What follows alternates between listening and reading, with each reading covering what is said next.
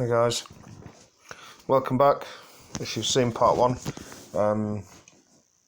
if you've not seen part one, this is just the finishing off of a PLA Type 59 Chinese tank. So look up the other video if you can, where I build the hull, assemble the tracks, put the wheels together, suspension, and talk a little bit about the tank. It's a Hobbyboss model.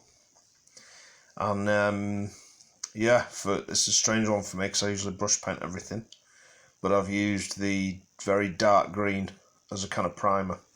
It was just a rattle spray can from the local hardware store. I didn't expect it to come out that green, but in the end, I think it's quite authentic. But like I say, I use it as a primer and I lighten it using some other greens, acrylic, that are perhaps not tonally not the same green.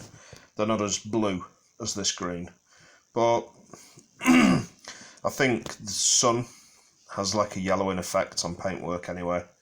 So in the end, it looked authentic to me. I don't think you can see in the video the exact tones of green. But yeah, it looks authentic to me.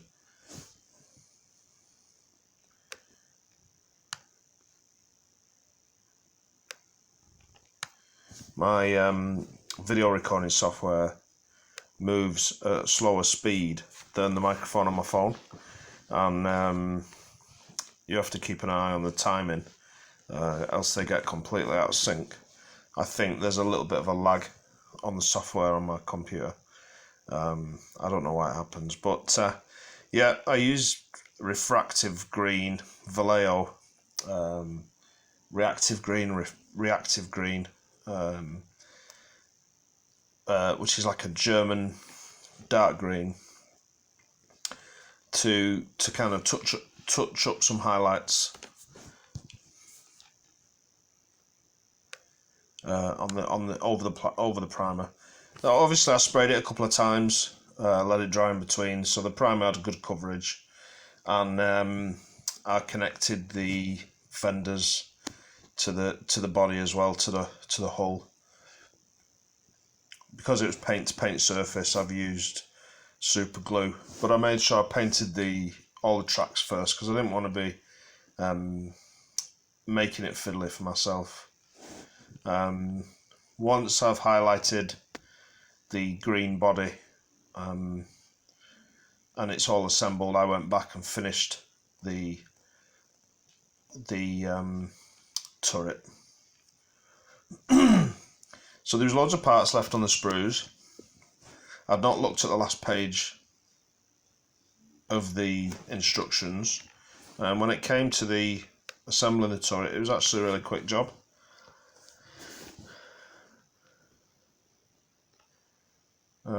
No issues with it. I think I left off some of the tiniest bits.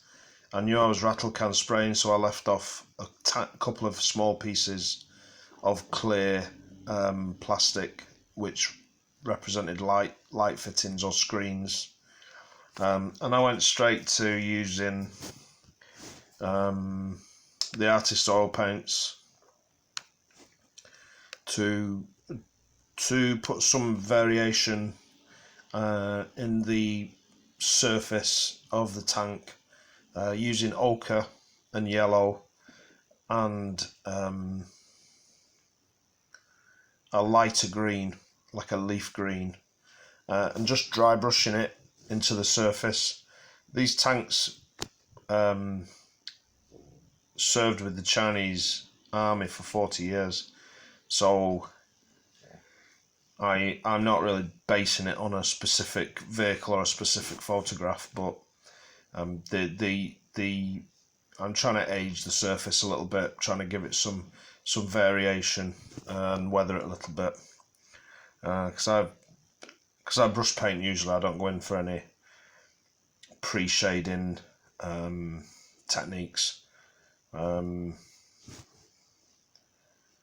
know, they work for other people, but it just doesn't suit the way I do it. So colour modulation just is resigned to dry brushing lighter colours at this stage.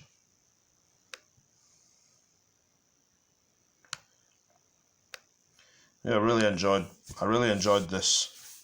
The only pain that I usually find in brush painting is that first coat, where it looks really scruffy. You're kind of keeping your paint thin.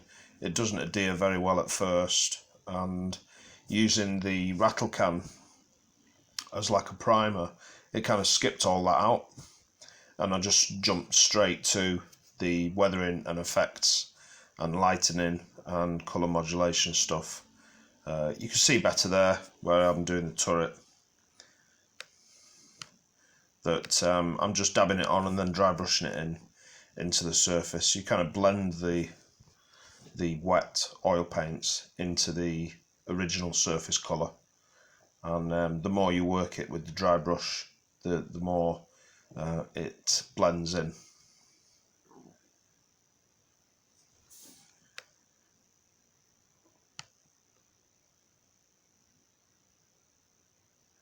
Not many decals, just the tank number and the star, which I think is just the People's Liberation Army Star of China.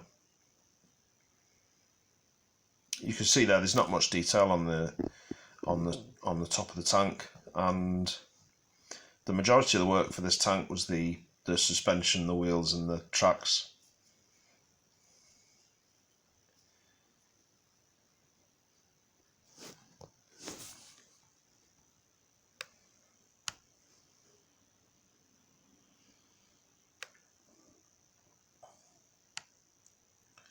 Yeah, please like and subscribe if you enjoy the video, guys. I watch a lot of tank videos myself, but unfortunately I watch a lot of them on my smart TV, so I can click like, but I can never comment. So I like and subscribe to loads of guys doing interesting videos. I love the tips. I love watching people do their paint jobs, the weathering. I've watched loads recently, weathering techniques, and watching guys doing oil pin wash. But just because I don't comment often, it's because I watch them on the TV and not on my laptop, so I don't have the option of commenting. But yeah, I'm still learning, definitely. I'm not an expert by any stretch, and I think in the last 6 months especially, I've buckled down to like paying attention to other YouTubers, tips and tricks. Definitely using oil paints more. I'm definitely using acrylics a bit more sensitively and patiently, and building up gradual layers and combining different techniques. I think that's the thing. I used to, in my first few videos, paint it in acrylic, dry brush, and then weathering, rely on the pastels. But now I kind of try and use several different techniques, and the result is that I'm enjoying making the models for sure, and the dioramas are dropping behind a little bit, and maybe I need to use the same approach and be a bit more innovative with my dioramas, so that I get back interested in that. Problem with dioramas as well is I'm working in my spare room, and they just kind of wreck the room a little bit, and they make it hard to then work carefully and cleanly on my desk making a model. So you can't swap between the two.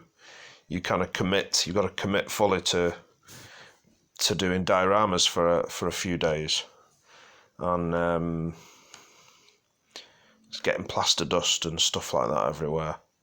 So anyway, when I've modulated and kind of used some oil paint colour effects to weather the green, I then switched to a much more diluted and thinned oil paint black, and started doing some pin wash. Obviously, a couple of days had passed to let the surface dry. I don't know how fully oil paint dries, but I was quite light with the thinned black pin wash. I didn't want to start lifting off any of the green. I can't say with any confidence that when I was doing the weathering on the original enamel green, it felt a little bit like the spray painted enamel green was kind of combining with the weathering pigments that I was using. I don't know if that's the case. I think 3 or 4 days had passed, but I was kind of nervous that maybe using oil paints heavily on top of an oil-based spray paint might be moistening it, might be loosening it up again. I don't know if that's true, but I made sure that after I thought of that, I did go lightly with the thinner and the pin wash and stuff. So I didn't want to keep disturbing the previous job that I'd done. You see there, I've painted the gun mantlet with this khaki grey acrylic, and then I've used Iraqi sand to just pick out the texture. The kit comes with a plastic piece, and also with like a rubber piece, like a flexible rubber. So I opted for the rubber piece, but then seems, unless I put it together wrong, there was no movement in the gun. There was no up and down movement. So I don't know why they include that rubber part in the kit.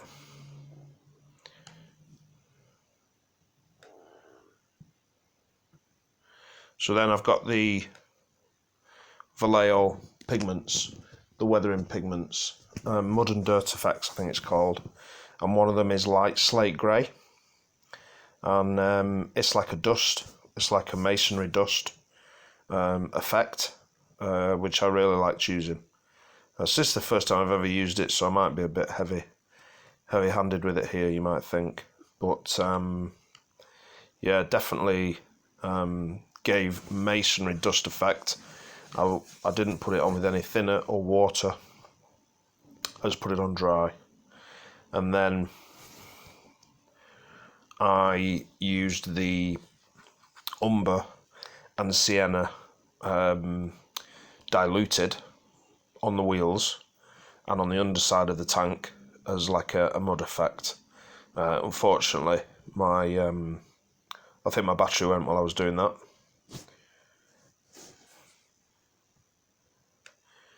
But you can see some of the mud effect that I did on the upper surface where the crew will have been getting on and off the tank.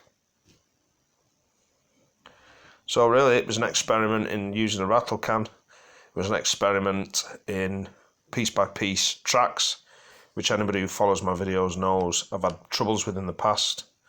And it was an experiment in using my new little drill and my new Vallejo dust effects.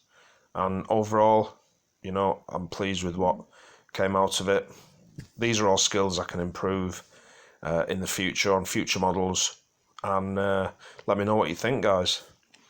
Some pictures here, and if you follow my Instagram, you can catch some detailed pictures on there as well. Thanks for watching, and maybe a diorama next. Suggestions welcome.